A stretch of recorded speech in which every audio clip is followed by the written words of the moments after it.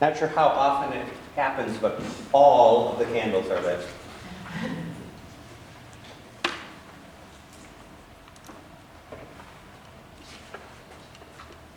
So I know that over the years, several times I have spoken about the wonderful, warm, and generous paraprofessionals that I work with. And I continue to be amazed and awed by the fact that people earning minimum wage nonetheless bring in birthday cakes that they bake themselves for students, buy student lunches and breakfasts, and even make or buy clothes and shoes for students at times. It's truly a calling. And there is nobody that I work with who is more generous than Lydia, my longtime classroom assistant. There are times when I swear she must spend half of her paycheck on the things that she buys for students and staff members. I had to stop her from buying. She used to bring me peppermint patties in a bag every week, and I had to tell her when I was on this diet to stop. But she did actually bring some this week. Lydia is a Christian, and she is a very enthusiastic member of what, as near as I can tell, is a pretty conservative church. But she's not judgmental in any way. She is, in fact, a very open-minded person and tries very hard to always be inclusive in her language. She is well aware of the fact that we are all different, and she's very, very respectful of these differences. A couple of years ago, after we had finished, we had been apart for a while in different classrooms, and then they put us together. And at the end of that school year, when they were talking about who would work together the next year, she asked me if she could speak with me privately. And she said that she wanted to make sure that I was comfortable having her in the classroom, knowing that she doesn't believe in same-sex marriage and I have a husband. But yet, on the other hand, she absolutely loves Michael and asks how he is every day. And if I have to be out early for one of his medical appointments or something, she'll say to me, "Well, of course you have to be out. He's your husband." So for the most part, she and I never discuss religion. And I am usually, by the way, anyone who is associated with a ministry has this to going for them in a way. Because of my involvement in ministry, though, I am usually the beneficiary of assumptions. Christian people will simply assume that I share their faith. And thus no one really proselytizes to me or tries to sway me in any way. In fact, it's just the opposite, I find, which is interesting. Christian people are, if anything, quite deferential to me when engaging in conversations about faith. So after several years of working with Lydia, I think it was last fall, the topic of hell came up. One of our students was told by his father that non-Christian people go to hell. And he asked me if I thought that was true. I don't believe in hell, I told him truthfully. My student was satisfied with that answer, and I was relieved that it didn't go any further. He also, the student, seemed a little bit relieved that that was kind of the end of it, and the conversation ended. Now, Lydia didn't say anything at all, which surprised me a little, because usually when questions were this blatantly religious or theological, she weighs in. So I wondered to myself, maybe she didn't hear this exchange. Maybe she was doing something else. But the next morning, before the students arrived, Lydia broached the subject with me. "I was surprised to hear you say you don't believe in hell yesterday," she said, as we were putting the morning work out on the desks for our students. "How can you preach sermons in a church if you don't believe in hell?" "I am a Universalist," I said, "and Universalists don't believe in hell. Our founders couldn't accept the idea that a loving God would send people to hell for eternity. They believed in universal salvation for everyone."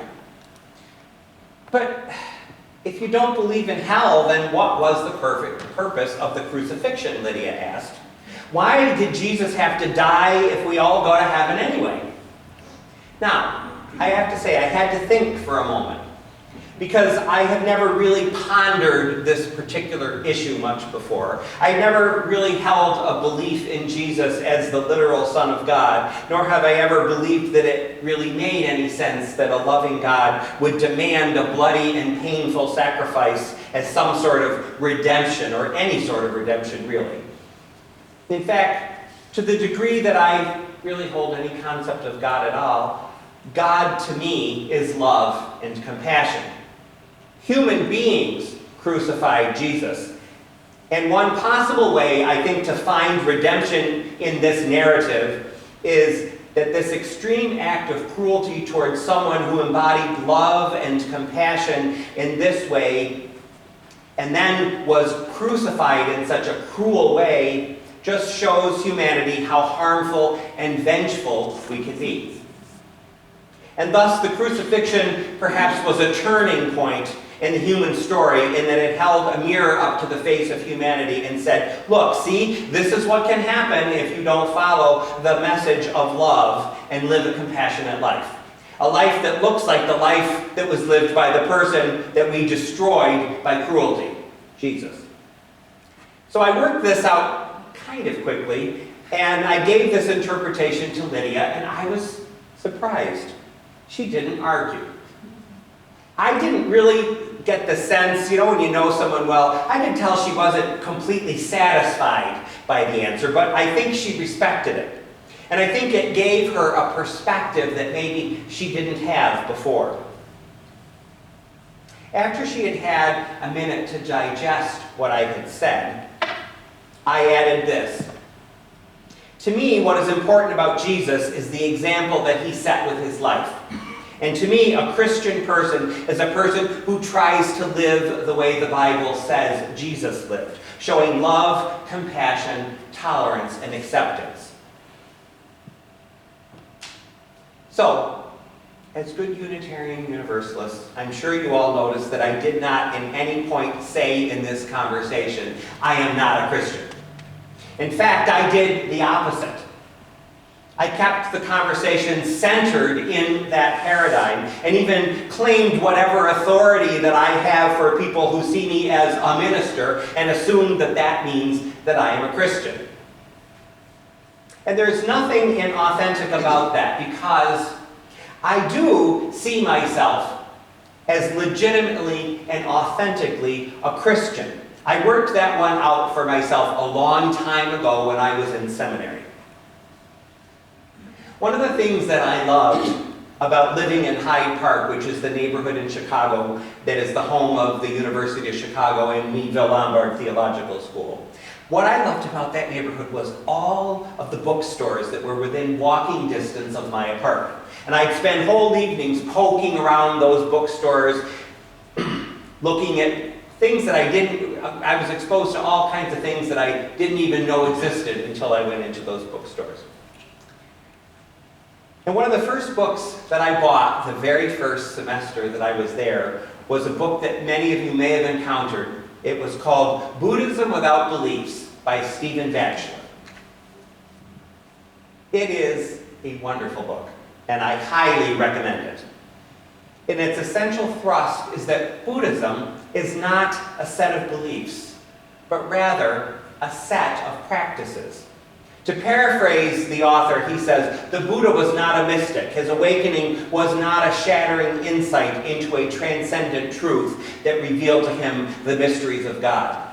Only as Buddhism became more of a religion were such grandiose claims imputed to his awakening.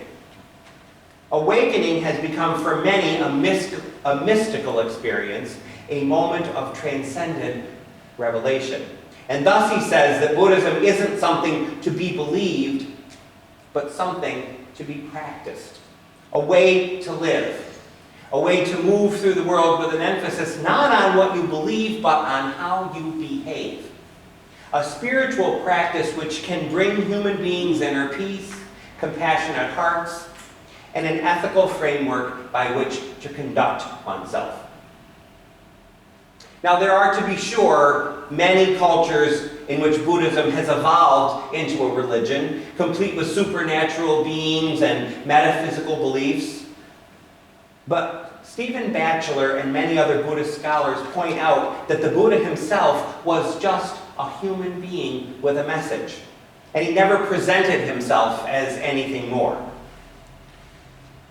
Through the reading of that book, I concluded that taking the same approach to the Christian faith that I was raised with made absolute, perfect sense.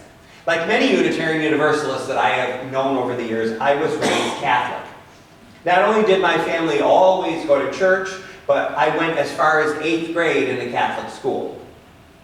And like so many Catholic baby boomers, much of my family's life revolved around our connection to St. Alphonsus Parish. And perhaps not surprisingly for a person who ended up in seminary, I loved going to church. I became an altar server as soon as I was old enough, and I especially loved serving at the 6 a.m. weekday Mass before going to school.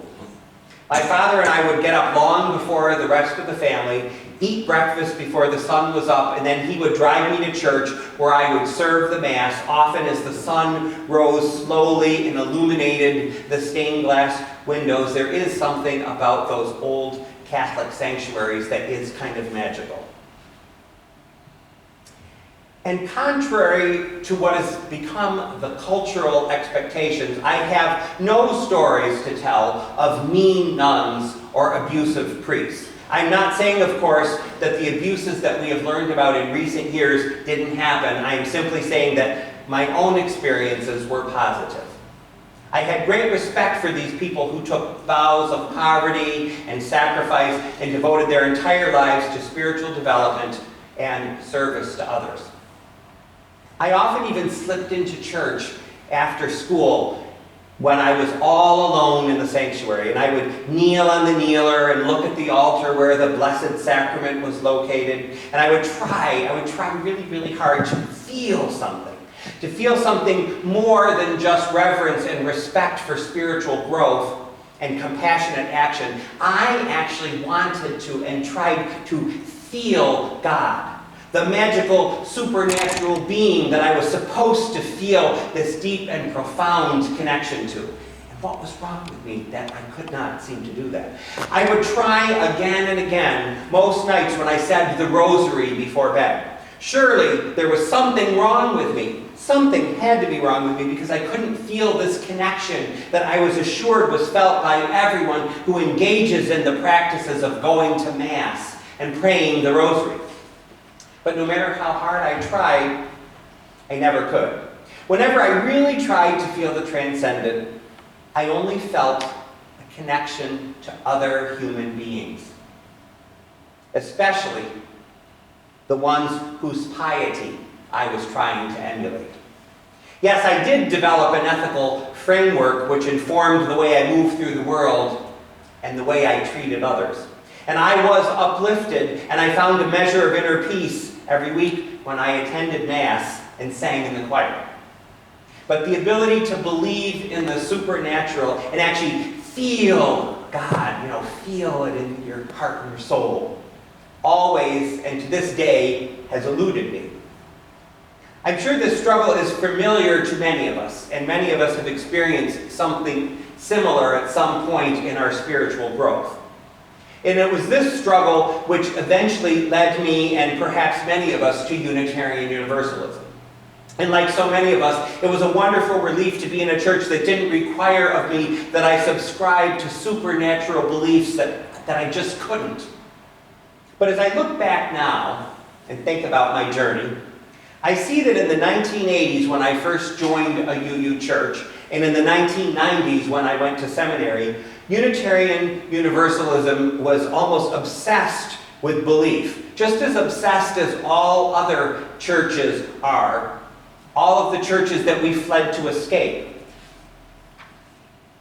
We all, in a different way though, because we all at that time talked openly and incessantly about all of the things that we didn't and couldn't believe.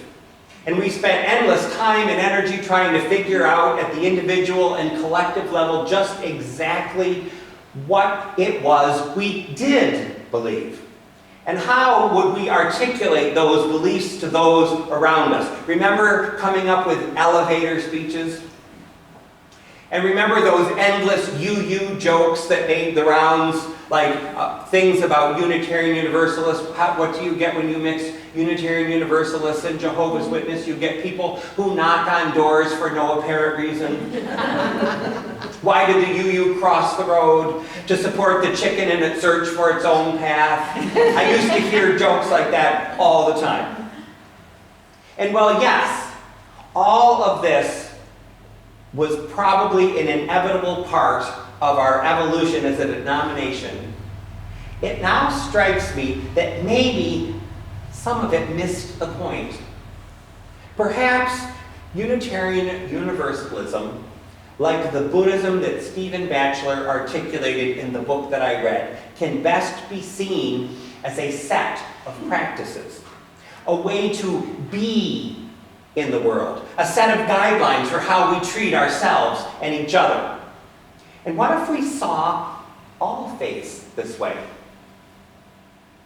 Can a credible case be made for seeing Christianity not as something to be believed, but rather something to practice, like the Buddhism that Stephen Batchelor described in his book? So for myself, I concluded a long time ago that the answer to this question is a resounding yes. Yes.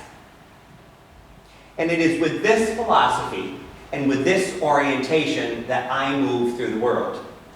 I am a Christian, a wholly legitimate and authentic one, because I see Christianity not as something to be believed, but something to practice. And thus, when I talk to the Lydias in my life, I don't go into lengthy conversations about all of the things that I don't believe. I focus instead on how I behave in the world, and how I believe I should conduct myself, and how my conduct comports with the Christian message that I was raised with. In the course of my conversation with Lydia that day, we came to a quick and painless agreement that what really matters most is not what each one of us believes about the crucifixion story, but rather how we emulate Jesus' loving words and selfless deeds. An agreement that we would never have reached, by the way, if I had cast myself as an outsider, a former Christian who had rejected the faith that I was raised with. As Unitarian Universalists in 2024, being able to authentically reclaim our Christian roots and speak with the Lydias in our lives on their terms is, I believe, an essential and worthy pursuit. We are living, as we all know, in a dangerous time of ever-increasing tribalism and division. It's becoming easier and easier all of the time for people to hunker down with those that they see as part of their tribe and then immediately dismiss anyone who is seen as an outsider. An incredibly perverted form of Christianity is becoming an ever more powerful and dangerous threat to our essential freedoms and to the very fabric of our society. It is vital and urgent and necessary for Unitarian Universalists to push back hard, and to reclaim our, by the way, completely legitimate right to define what a Christian really is. And I think it's important when we speak with the Lydias and the people like Lydia in our lives to be able to speak to them from inside the tent. It may be time to retire our elevator speeches and speak the language of Christianity on our terms.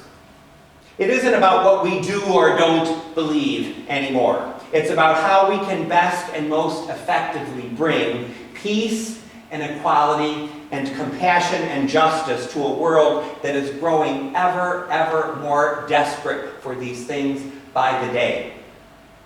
If we come to see Christianity as a set of practices which are based on the story of Jesus, and we reclaim our, by the way, completely legitimate Christian heritage, we will be more powerful. We will be more understandable. And we will be more effective and more connected to the people we need to reach. We will have a seat at the table. We will be part of the conversation. In thinking about this, I think we need to ask ourselves a fundamental question about which is more important to us. Do we want to make a statement in the world about the things we don't believe? Or do we want to transform the world into a more peaceful and just place? A quick glance at the headlines on any given day, I think, should help all of us answer this question. There is more than enough division and disagreement and tribalism around us already. People more quickly than ever tune you out and tune out what you have to say if you're not seen as part of the tribe.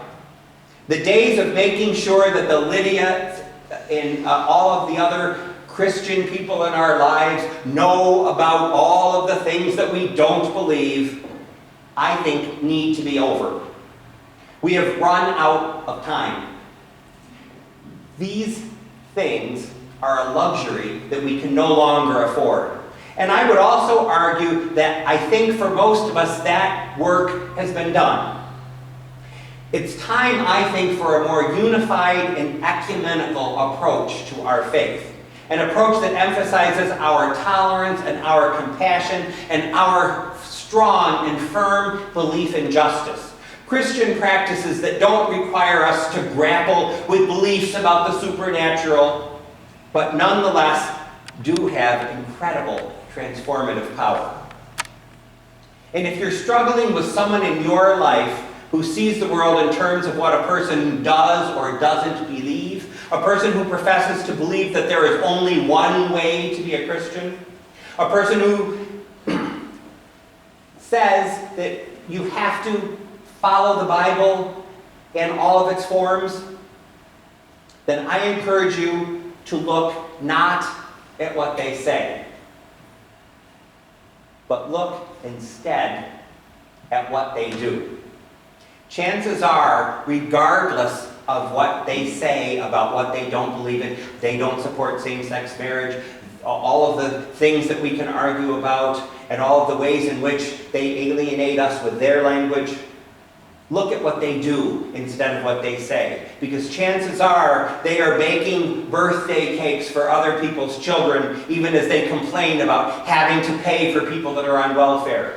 They are feeding the cats of their gay neighbors, even though they say that marriage should only be between a man and a woman.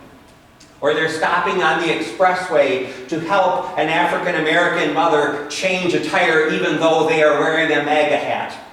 You see, the real way to define a Christian, no matter what stripe you may see them as, the way to define a Christian is by their love. No, some of these beliefs are not okay, and they need to be challenged. The racism, the sexism, the homophobia, all of those things, yes, they are not right. They need to be challenged. But the hearts of most people who express these things are more open, usually, than their stated beliefs might make them seem. And they practice their love in their everyday lives just like we do. We need somehow to break through the barrier that their beliefs create in their brains and reach the generosity that is alive and well in their hearts. We do that by modeling for them what true Christians look like. It's not about beliefs, it is about practice. Most of us have heard the song, "They'll know we are Christians by our love." So let us go forth and engage in this practice, regardless of what it is we believe.